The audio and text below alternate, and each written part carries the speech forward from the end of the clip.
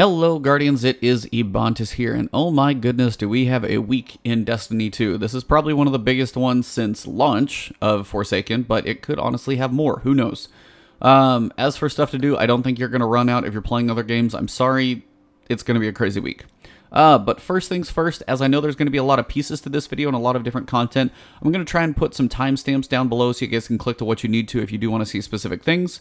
My general rundown is going to be my basic weekly stuff. So we're going to have, normal weekly reset and vendors. And then we're going to go check with Holliday on the Festival of the Lost, check out hers, see what the quest is about, if there's any details there. Check on Iron Banner, then we'll check on the Dreaming City, and then finally we will do, Tangled Shore. Finally, we will end up in the Dreaming City. I'll even do a walkthrough of showing you guys how to find the entrance to the Shattered Throne. Don't have any details on that for a video for you guys, but other than that, I think we'll try and do that in that order, but check the timestamps below. I'll try and have everything linked down there. So, one big breath out of the way, we're going to start with the basics. So our flashpoint this week is going to be on Mars, always kind of a good week for that. You've got some pretty close by stuff. The adventures are pretty cool. I think Warmind was a decent expansion, definitely better than Osiris for sure. You also have Escalation Protocol this week, which is going to be probably popping up a lot as people are grinding for weapons, because the boss this week can drop all three. The shotgun, the sniper, and the submachine gun are all an option.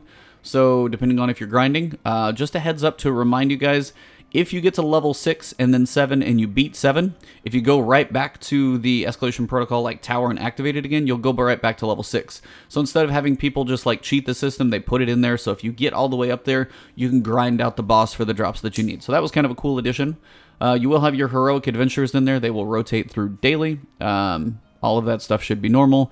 But remember, Lost Sectors, Public Events, and Heroic Adventures all do count. Definitely make sure you do your heroic adventure for your flashpoint. That's probably one of the bigger chunks. Public events, if you're waiting on, go do some Lost Sectors. They're pretty quick to get to. I really wish they would add patrols to this, and then I'd probably be happy. But we're getting there. For our Vanguard pieces for the week, we're going to check out your story missions first, just to see the modifiers more than anything. It is a triple heavyweight week, so this is kind of our optimal week for everyone. Both Tuesday, Friday, and Monday, you're going to have heavyweight, which is always the easy modifier. And you've also got Void Singe all week long. So if you have any edge transits and you've happened to come across one of those, I know they are rare out there in the world, but if you do have an edge transit, have some fun with that one and blow some stuff up. Today we do also have iron, so enemies have more health and are not staggered by damage. So you're probably going to want to use your heavy ammo to kill them anyway, because they're going to have some more health. These change on the daily, so I'm not going to go through each of those, because depending on when you come in, it could be different. Remember guys, when you're jumping into the strikes, check your subclass, check your partner subclass so you actually get that checkbox. It is Void Singe. I recommend going Void Singe, but if for some reason the other two people in your party aren't, either see if they'll change or just join them at like 2/3 through the mission, switch your subclass so you at least get your strikes completed, little checkbox. For the Nightfalls, we have 3 options. Remember, your modifiers are all based on your challenge card. We have the Warden of Nothing, so I did actually get a solo run out on that one. I'll put that link up here in the top right corner. Then we've got the Lake of Shadows, which is the Taken Strike, where you fight the big, in the big circular kind of dome, you're going to fight the big Taken Centurion. And then the Hollowed Lair, where you fight the Fanatic. I will work on solos for these 2 this week. I know I got 2 of them up last week, and we have the Warden of Nothing, so that works for me. So 2 new ones this week I can work on. Again, my recommendation is figure out which Singe is going to work best. Warden of Nothing, for me, it was Arc Singe. Now, it may not be for everybody, but Arc Singe worked for me, and then Heavyweight is an easy way if you're soloing to try and get through these. Not entirely sure what's going to be the best Singe on these 2, so I'm going to have to do a little testing and see. Check back later for future videos, but if you do want to see the Warden of Nothing solo, you can see that up in the top, up there. For Gambit. Now, remember, in Gambit, they have changed a little bit today. They changed the aim assist on Sleeper. So it's not going to be like, sniping your toe from across the map and just being a complete gimme. Hopefully it's not quite as easy for cross maps. It's still going to be powerful. They're still looking at tweaking ammo and stuff like that.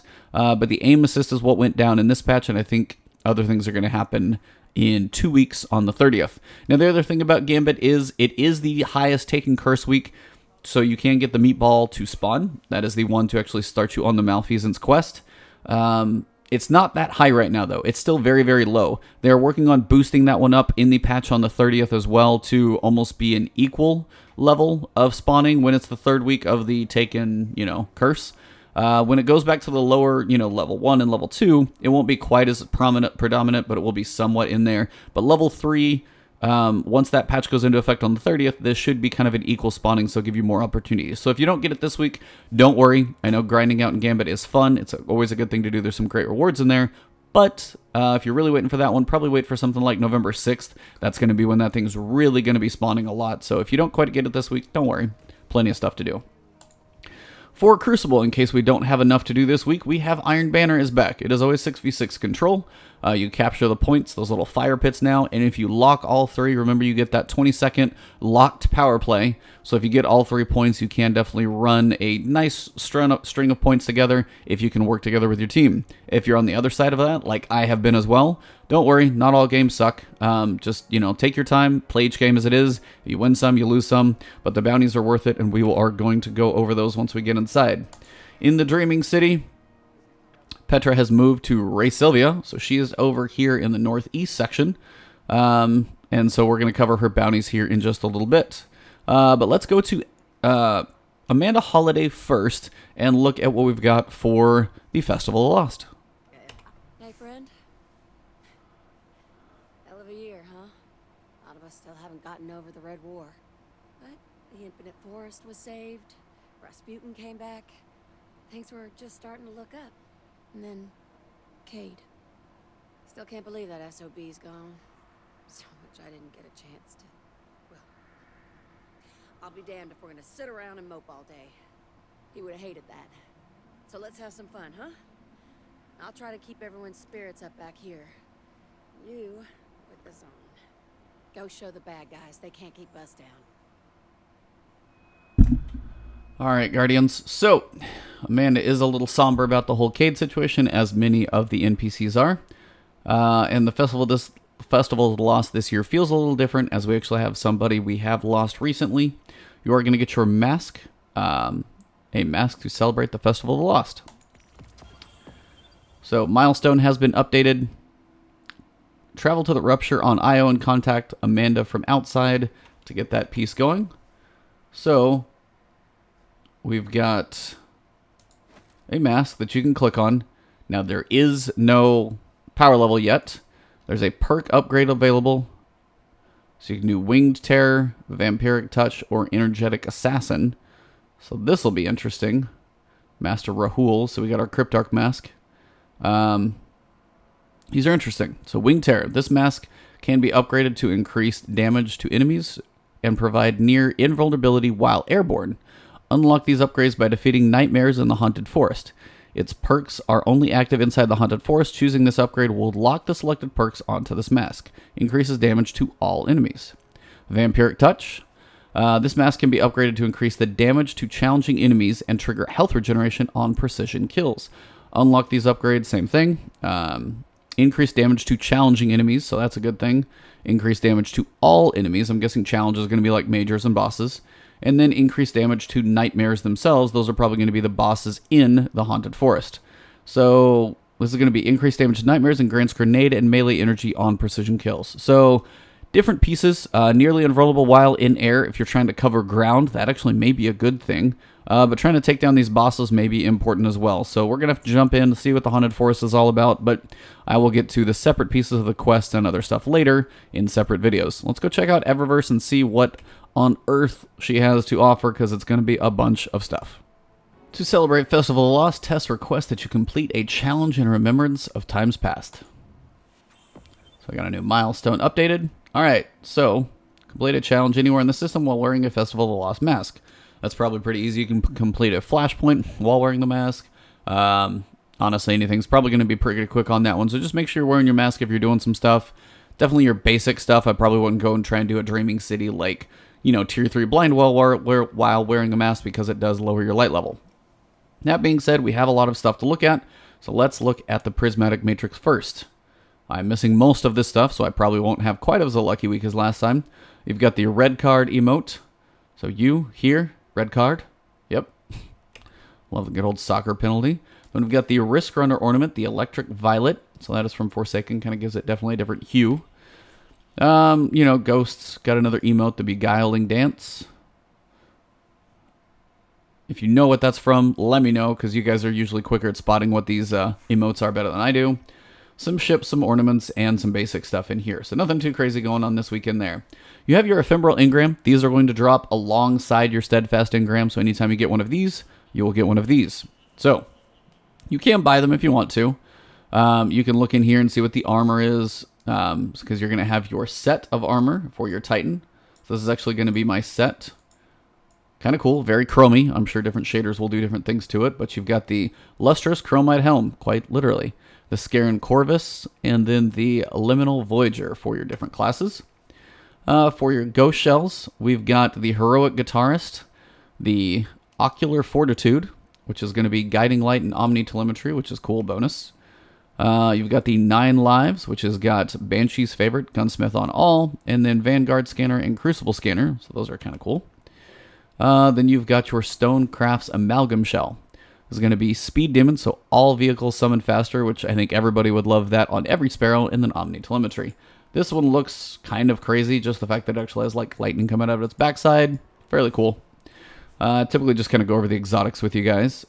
We've got Jump Ships and Sparrows. So you've got the Infected Seeker. So you guys can see that one. By the time you've seen it, it's already too late. It looks not quite Siva-like, but maybe. I don't think they'll say if it's Siva or not. And then you've got the Aerial Shroud. So it literally looked like this thing drove through a potato sack and got some purple on it. But unfortunately, the shape of the ship I'm not a big fan of. But yeah, it's just kind of a big ball. For your Sparrows, the Winchester's Run is obviously the one you're going to run. This thing is kind of awesome. So definitely really cool. Definitely going to be doing its own thing. Destabilizers, custom drive.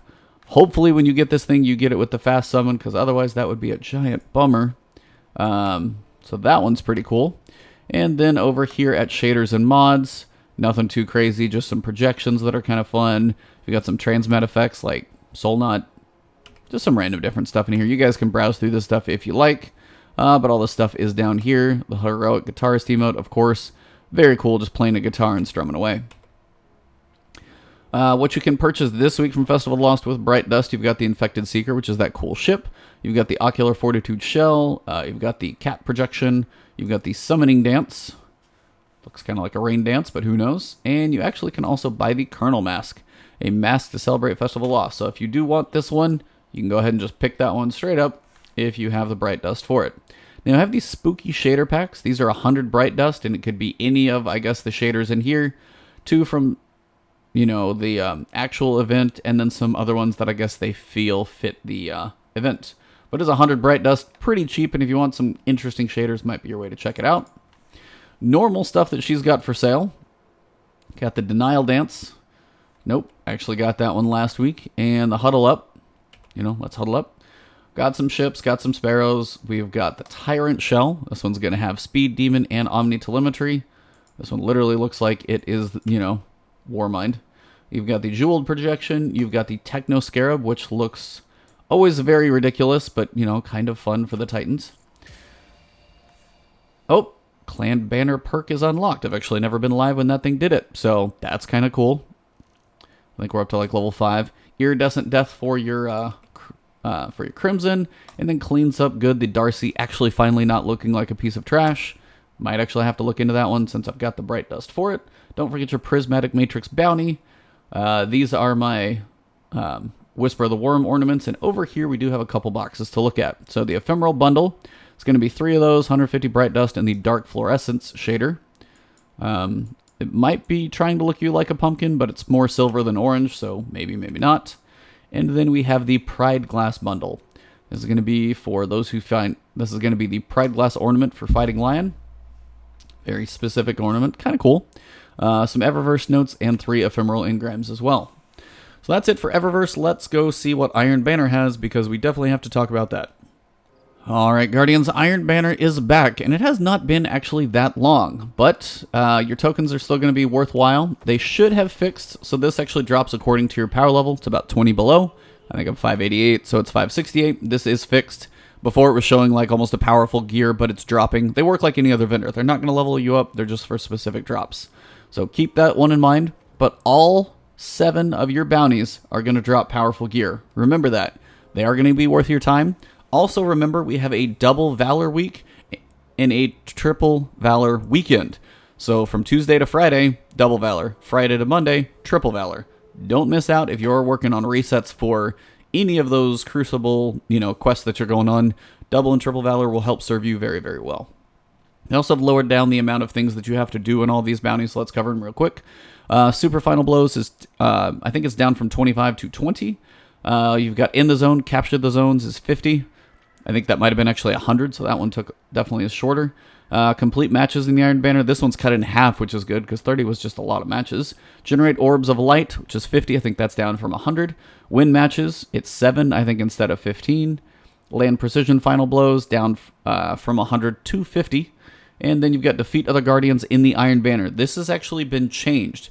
So they actually changed one of them, which is kind of why I was wondering. Defeat Other Guardians in the Iron Banner. So these are just defeats, whether it's kills, something like that. This will probably be a longer progress one, as this is kind of the one stuck out here on the end. But the nice thing about this is there are two things. One, when you unlock this bounty, you unlock this piece of gear right below it. So if it's Light Bearer, it goes with the one right below it. So we have two weapons we need to look at, and the two corresponding bounties that you're going to want to do, Precision Final Blows, and just defeating Guardians, you're going to want to work on those. Claws of the Wolf. This is going to be your pulse rifle. Looks pretty cool. I still like the ornament style on that one. Straight away, something pretty cool to look at. Now, this one, unfortunately, doesn't have reload speed. It could be better. But you do have Outlaw and Kill Clip on a pulse rifle. It's a pretty solid pairing in the first place. High caliber rounds for range. I probably wouldn't go Flared Magwell personally, because if you do masterwork it for some reason. But I think high caliber rounds, and you've got Corkscrew or Small Bore. I might actually go Small Bore on this one, I think. So, but extra range, Outlaw, Kill Clip, that's a pretty good roll on a pulse rifle if you're looking for one. And then you've got Bite of the Fox. You've also got reload speed, maybe a little more benefit on a sniper rifle. Corkscrew and polygonal rifling, so a little boost of stability, which is fine because sniper rifles don't need to worry about range. You've got Drop Mag, which is really going to boost that reload speed, so that's a good thing. And again, only giving up range, which is fine with me. But accurized rounds, fire longer distances. It's a sniper, and it's nearly maxed in the first place. I think we'll be fine. You have snapshot sights and moving target. So quicker aim down sights if you're peeking in and out, checking your radar, and then also moving target if you are ADSing aim down sights, strafing back and forth. You have higher target acquisition and movement speed while aiming down sights. Like, this is a really pretty solid sniper roll. If you don't have a good PvP sniper, I would definitely consider grinding for this one because it should serve you fairly well. I actually think this one could be pretty good. But remember, 7 pieces of powerful gear in Crucible and double and triple Valor going on all week long. So this is a good thing and someplace you're going to want to spend some time. Remember, Festival of the Lost lasts 3 weeks. It lasts 3 weeks. And we also have the Shattered Throne and other stuff going on. So don't feel like you have to grind out all of your Festival of the Lost stuff first, because there are other things to do, and it will still be waiting for you next week. Alright guys, let's head over to Spider real quick to see what his bounty is. Hopefully it's changed, and then we'll head to the Dreaming City for kind of a final discussion and see what we've got for Infinite Forest stuff. Alright Guardians, so we are here with the Spider. We have the Blood Cleaver, so I don't think I've done a video, or if I have, it's been a little while, so I will get that one posted up so later on and add a card up in the top if you guys check this one out later, but I will get a solo explanation up for that one so you guys can take out this guy for some powerful gear. And then, of course, guys, if you're looking for just bounties to do, if you're knocking out Ikora's 20 bounties, some of these are always really, really easy. 50 enemies in the Tangled Shore. That's not going to take you very long. Go defeat 35 enemies in the Fallen Landing. 35 enemies in the Jetsam Strand. 3 patrols, those may take a little longer. 2 public events could take a little longer. 5 chests if you have a shell that shows you where they're at. Or explore the specific, lost sector in Forehorn Gulch. There's one of them over there. Some of these can go quickly, so just don't forget his bounties are pretty easy to do. Also, don't forget your Masterwork cores. Buy your 1. I already did. That's why it's up to 20. Buy your 1 for shards so you can keep accumulating those up. And today, simulation seeds are going for cheap. 1 shard will get you 5 simulation seeds if you do want to farm some materials from Mercury. I've seen people do a farm for that. There are other videos out there for that. But let's head to the Dreaming City and see what is going on there. Couple things to explain when we get there. Alright Guardians, so we are in the Dreaming City. The Taken Curse is the absolute strongest right now, so there are 2 things that I want to show you guys so you can see where they're at. One, we have Petra over here in Ray Sylvia in the Dreaming City, and then 2, we need to show you where the confluence is so you guys know how to enter the Shattered Throne. So we're going to do that first. So from the Dreaming City landing zone, jump on your Sparrow, drive over here. And again, remember, when this is going on, you'll have a lot more taken enemies about. The curse is the strongest, so the mission will be different. And you'll have quite a bit of stuff to do that's going to be a little different than last week. But the Shattered Throne is the big one. So as you come over here, we're going to go ahead and travel across. Hopefully I make the jump. Depends on what character I'm on if I feel like we can confidently make that one or not. So the Spine of Curse over here. Now there are different ways to get to this place. This is just what I found is probably an easy one. Because you just head to the observatory and go underneath it. I say observatory. I'm not entirely sure if that's what it's actually called. Excuse me, guys. Once you get to this section, head over to your left like you're going to run down here. And then you're going to turn and follow this path right down here. And just head underneath the observatory, down this path. And we're almost there. This is generally the fastest way that I know to get there. So head on into the portal. Now, I'm not going to spoil it for you, just because if you have not seen... I always love this room, it looks cool.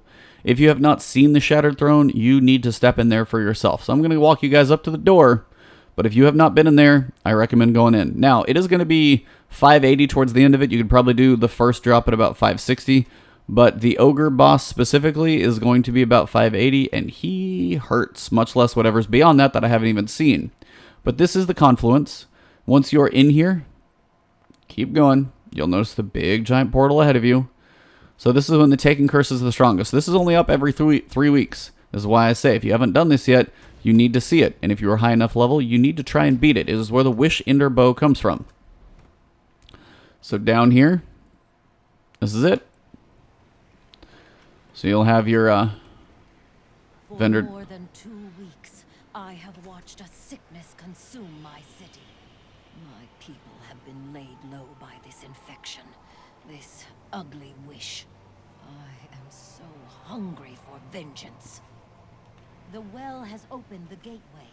May the Queen's will protect you. And, Guardian, if the walls begin whispering, do not listen. Alright, duly noted. But pretty much you just walk up here, Shattered Throne, strike back the curse that plagues the Dreaming City. The Shattered Throne is basically a 3-person kind of mini raid. So you can't matchmake in, I don't think, but it is a 3-person, so you don't need as many people. There are mechanics to the fights. There is quite a bit going on. There's a lot of puzzles to figure out. It's a really, really awesome place. So if you have not jumped into it, please do. It's so cool. It's like almost my favorite part of the entire Forsaken expansion. So I highly, highly recommended it. So I wanted to show you guys what it's like to get here. So let's go over to talk to Petra, and then we will finish this one up. I know it's been a long one. Thank you for staying with me. Well, Petra has her little tidbits, the dreams. I understand now. I understand everything. So she's starting to get this understanding of this, like, looping curse that we're in.